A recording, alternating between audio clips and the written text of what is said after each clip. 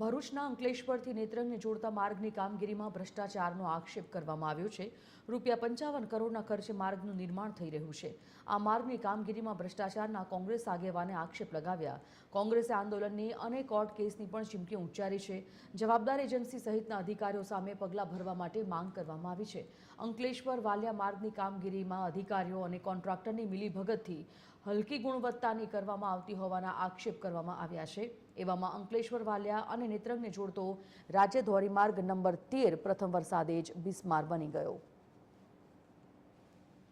અમારા ગુજરાત પ્રદેશના મહામંત્રીએ આની ઉપર વિરોધ પ્રદર્શન કરવાની જ્યારે વાત કરી ત્યારે આ રોડના ડેપ્યુટી એન્જિનિયરે લેખિતમાં એવું આપ્યું છે કે વાલિયાથી અંકલેશ્વર રોડ પર ખરાબ કામ થોડુંક વરસાદના કારણે થયું છે, એને બોક્સ કટિંગ કરીને કરવાના છે।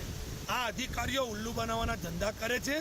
વરસાદના પહેલેથી જ નેત્રંગ અંકલેશ્વર વાલિયાથી અંકલેશ્વર સુધીના રસ્તા પર ખાડા પડી ગયા। પઠાર ગામ છે ત્યાં તો એપ્રિલ મહિનામાં રોડ તૂટી ગયો હતો, ડામરનો રોડ। આ લોકોએ એટલી હલકી કક્ષાનું મટીરિયલ વાપરેલું છે કે જે WMM નીચે 2 લેયર હતા તેની અંદર -40 થી 0 સુધીનું મટીરિયલ હતું, એકદમ ખરાબ। એની અંદર ના 10 mm મળે ના 20 mm મળે।